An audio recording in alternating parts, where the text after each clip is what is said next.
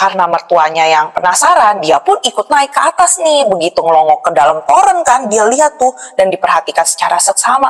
Langsung heboh ini si Pak Abu, mertuanya Trisno kan. Innalillahi, ini mah bangkai orang, Tris. Hai kawan Nona, thank you udah klik video ini. Di berita viral kemarin, Nona tuh sempet bahas kan tentang kehebohan saat ada seorang istri yang ngadu ke suaminya kalau air di rumah mereka itu jadi bau busuk, keruh, berbusa, dan licin. Suaminya ini tadinya tuh nggak mau ngecek karena minggu lalu dia baru aja nguras torennya. Tapi karena air mereka makin gak layak, akhirnya si suami dan mertuanya ngecek itu toren. Dan benar aja dong, ada bangkai di dalam torennya. Tapi yang gak habis pikir, ini bukan bangkai hewan biasa, melainkan mayat yang sudah terendam dalam toren selama beberapa hari. Mayat itu diketahui bernama Devi Karmawan alias Devoy atau Depoy. Lalu siapa sih ini si Depoy dan kenapa dia bisa dalam toren dengan kondisi kayak gitu? Sini Nona ceritain.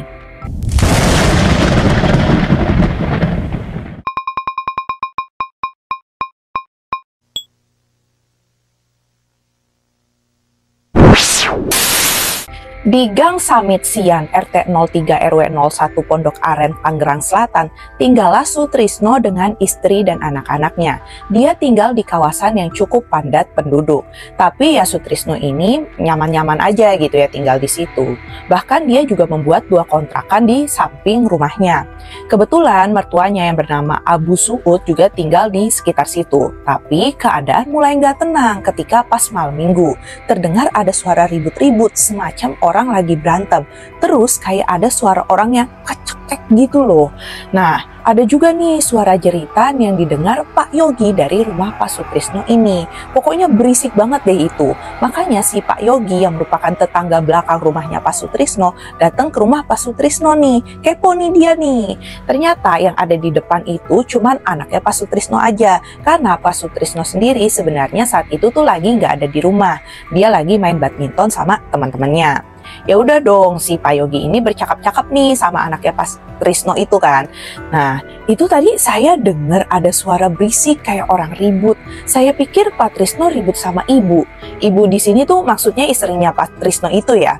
Abis saya dengernya kayak ada orang yang jerit, kayak dicekek gitu. Nah, ngeliat rame-rame kayak gitu, ada nih 2 tetangga Pak Trisno yang ikut nimbrung gitu. Mereka nambahin, iya loh, kita juga dengar ada suara kayak hantaman gitu. Bu! Gitu bunyinya. Nah, si anaknya Pak Trisno juga denger nih ternyata. Tapi dia juga bingung karena nggak ada itu yang lagi ribut di dalam rumahnya dia. Iya Pak, saya juga dengar, tapi nggak tahu juga ya itu dari mana asal suaranya. Jangan-jangan itu suara hantu, suara kuntilanak kali ya. Jadi kisah horor ya? Enggak. Dan nggak tahu itu kan mereka nganggapnya bergurau atau bercanda atau mereka ya emang semua mempercayai hal mistis. Jadilah udah percakapan itu kelar gitu aja. Nggak dicariin itu sumber suara ribut-ributan itu dari mana asalnya. Di keesokan harinya mulai timbul keanehan nih. Air di rumah keluarga Pak Sutrisno itu menjadi berbau. Awalnya mereka nggak mikir yang aneh-aneh. Tapi makin lama air yang digunakan untuk kebutuhan sehari-hari kayak buat mencuci, mandi, gosok gigi, terus wudhu, dan selayaknya air yang ada di rumah kita lah kayak gitu ya. Kondisinya ini tuh jadi makin buruk. Dikatakan airnya itu jadi bau busuk, terus keruh, butek gitu ya. Dan hari Senin siangnya ini tuh keadaan makin parah karena nggak cuma keruh dan berbau. Air itu tuh kalau dipegang ada lendir-lendirnya gitu, jadi licin, terus berbusa ya. Tahu dong ya, kayak kolam ikan kalau gak dibersih-bersihin tuh kayak apa. Nah, istrinya Pak Trisno ini minta Pak Trisno buat ngecek ada apa di toren mereka, sekaligus kalau bisa dikuras aja. Tapi keadaan udah kayak gitu, Pak Trisno ini ngeyel, dia tuh gak mau ngecek toren mereka, karena alasannya belum lama kok si Pak Trisno ini abis ngurus torennya itu. By the way, ngerti kan ya toren itu apa? Jadi toren itu bak penampungan dari pompa air tanah yang letaknya biasanya ada di atas rumah. Fungsinya ini ya untuk penampungan air, jadi pompanya tuh nggak bolak-balik nyala. Dan kalau mati listrik, ya yang mana pompanya itu kan nggak bisa kerja, kita tuh tetap punya persediaan air. Nah, ingat kan Pak Trisno ini kan punya 2 kontrakan, dan kontrakan itu penuh gitu. Jadi masing-masing kontrakan itu ada 1 keluarga. Makanya Pak Trisno punya 2 toren, satunya yang besar, yang satunya yang kecil. Yang kecil ini buat penampungan khusus ke rumah dia, yang besarnya itu buat kontrakannya. Tapi air tetap mengalir dari toren yang besar. Intinya semua air yang mengalir baik ke rumah Pak Trisno ataupun ke kontrakannya ya berasal dari toren yang bermasalah.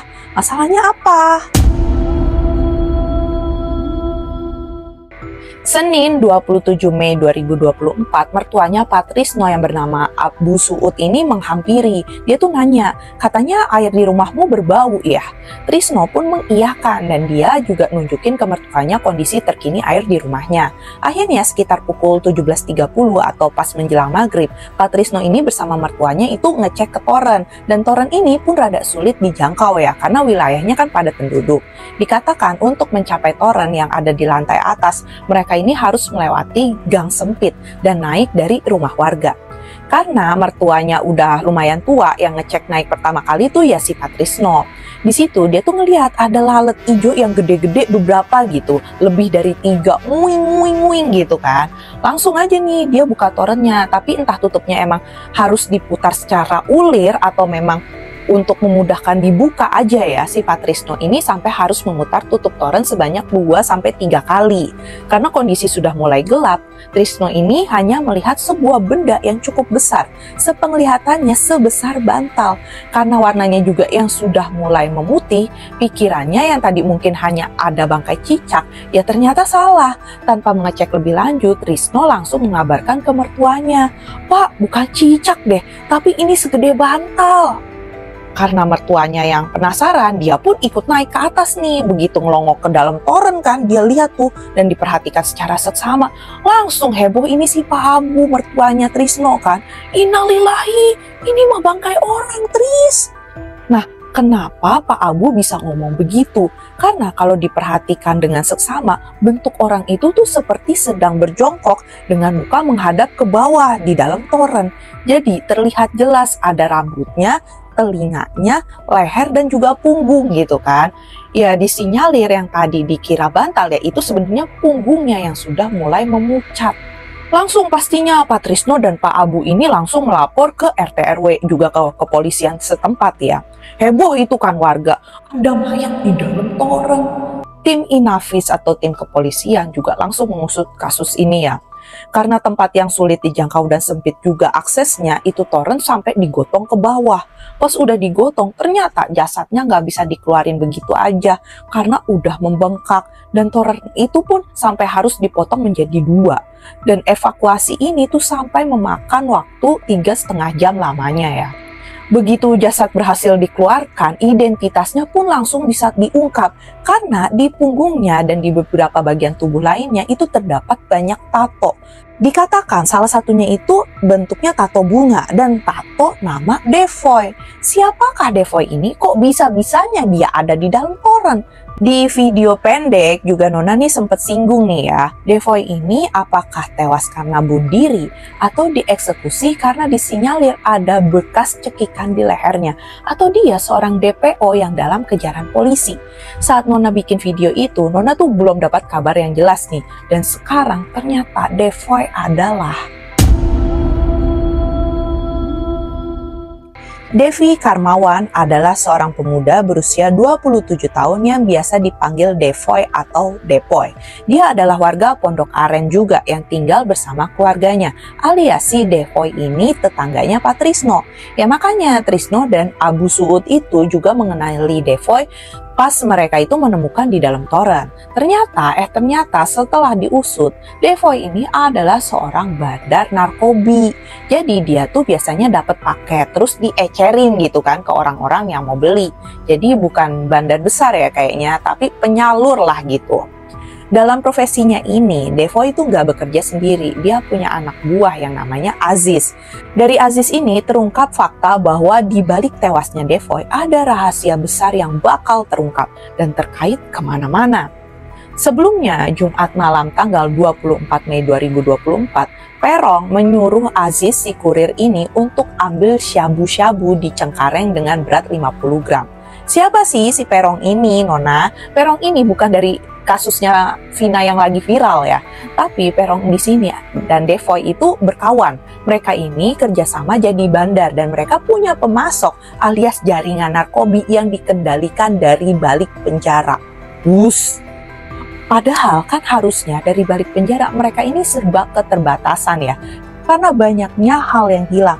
Tapi ternyata dunia lapas tidak sesempit itu kawan. Nona pernah baca nih ya novel karyanya Om Tio Pakusadewo yang judulnya Bui ya.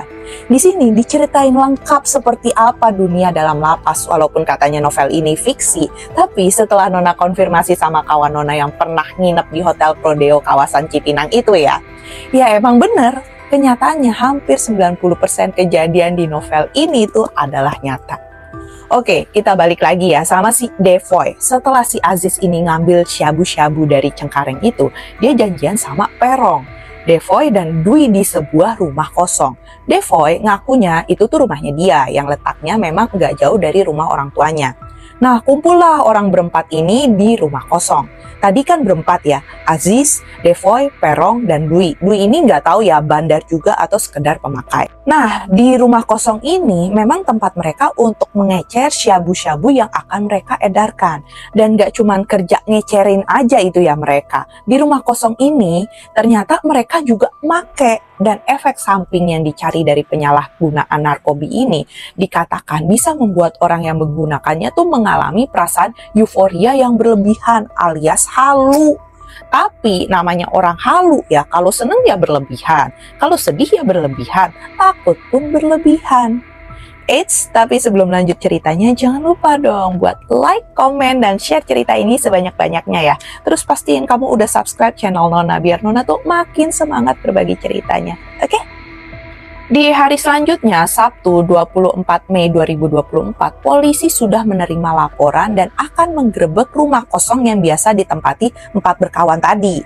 Entah dari mana mereka nih tahu ya, Defoe yang rumahnya paling dekat dengan rumah kosong itu pun jadi panik.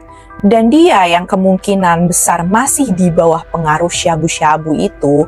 Nah, si Defoe ini sempat pamitan sama ibunya yang bernama Darmiati. Defoe awalnya minta dikerokin, tapi ibunya itu menolak karena merasa capek baru pulang kerja. Kata ibunya, ibu capek nih, baru pulang kerja, besok aja ya ibu ngerokinnya. Nah, akhirnya si Defoe ini pamit untuk pergi keluar beli kopi. Mungkin di situ dia dapat kabar kalau dia tuh jadi buron. Nah, di tengah kehaluannya itu dia malah ngumpet di dalam toren tetangganya, toren Pak Sutrisno. Entah dia terkunci di dalam toren sehingga nggak bisa keluar, atau mungkin licin torennya jadi ya kekunci juga, atau ya dia halu aja gitu, ngerasa di dalam toren dia tuh lagi berenang. Entahlah ya. Karena setelah ditemukan, sempat beredar kabar menurut keterangan ibu Defoe dari kakaknya Defoe yang melihat jasad sang adik yang baru dikeluarkan itu tuh ada semacam luka bekas cekikan di lehernya. Tapi beda ya sama hasil otopsinya kepolisian. Nggak ditemukan tuh ya luka apapun dalam tubuh Devi Karmawan. Nggak ada luka benda tumpul maupun tajam. Yang ada ditemukan alga atau ganggang di saluran pernapasannya si Devi. Yang artinya ketika dia masuk toren itu belum meninggal tapi masih hidup. Sampai akhirnya dia tenggelam dan kesulitan bernapas karena air yang sudah masuk. Jadi ingat kasusnya Dante nggak sih? Kasus yang awalnya terkesan jijai malah jadi misteri yang berbuntut panjang. Pertama, ternyata yang ditemukan ini bukan seorang biasa yang hanya korban gitu ya. Dia nih DPO yang memang sudah jadi incaran polisi. Yang karena ketakutannya dia bisa ngide ngumpet di toren. Kedua, ibunya Devi ini kan bilang ya ada bekas cekikan. Walaupun polisi menyanggah pernyataan tersebut. Tapi inget gak sih, kata si Pak Yogi tadi tetangganya Pak Trisno, dia kan sampai datang ke rumah Pak Trisno karena dengar kayak ada suara orang ribut-ribut, orang kecekek gitu kan. Apa iya sebenarnya Defoe ini sebelum masuk ke toren sempat bertengkar dengan orang lain? Kalau iya sama siapa? Kalau benar Devi sempat adu fisik juga sampai adanya jeritan, iya sama siapa? Tapi kok nggak ada bekasnya gitu kan? Apa karena kerendam air makanya bekasnya hilang atau gimana? Ketiga, itu kan masuk toren cukup susah ya. Apa iya orang lagi halu bisa masuk toren terus nutup torennya yang pakai harus diputar gitu? Ya orang halu sih emang kelakuannya kadang aneh-aneh ya. Apa dia takut yang ngejar dia itu bisa nemuin dia kalau nggak ditutup rapet? Lalu yang ngejar siapa? Polisi kah? Teman-temannya kah? Apa hantu? Atau ya hanya imajinasinya dia aja? Keempat, ini kebalikan dari keanehan sebelumnya. Tapi seandainya Devi bertengkar dengan siapapun itu, kalau dia sampai dicekik, apa iya lawannya Devoy ini susah payah ngangkut si Devoy yang mungkin udah pingsan atau babak belur ke dalam toren yang ada di atas? Ya, emang cukup aneh sih kisah ini ya, dan gila aja sih itu. Yang jadi perhatian adalah bagaimana nasib Pak Trisno, keluarga dan orang yang ngontrak di rumahnya itu setelah menggunakan air infused water. Ini infused water juga loh, tapi biasanya isi buah sama sayuran kan. Nah ini beda gitu kan. Beberapa dari mereka yang menggunakan air itu juga sudah sempat memeriksakan diri. Tapi yang lain kemungkinan takut dan trauma ya. Pak Trisno pun pastinya segera mengganti saluran airnya, baik itu toren, pipa maupun bak-bak di rumahnya setelah ya kasus ini bisa diusut. Oke, sekian kasus viral yang bikin kaget banget kayak infused water yang gak terduga kan. Tapi ya walaupun mungkin kehidupan sebelumnya banyak salah, kayak serem banget ya sih ditemukan meninggal dalam keadaan seperti ini. Dan kasus ini walaupun tidak ditemukan bukti pengeksekusian, ternyata tindakan kriminalnya lebih-lebih ya, sampai bawah-bawah yang ada di lapas juga yang sebenarnya udah ditangkap gitu, tapi tetap melakukan kejahatan kan. Gimana menurut kawan Nona kasus kali ini? Kamu bisa langsung komen apa pendapatmu dan juga bisa kasih rekomendasi kasus-kasus apa lagi yang pengen Nona bahas. Dan tentunya kalau kamu suka video ini jangan lupa untuk like, subscribe, dan tekan tombol lonceng biar Nona makin semangat untuk menghadirkan kisah-kisah yang pastinya nggak kalah seru untuk dibahas. Bye! La la la la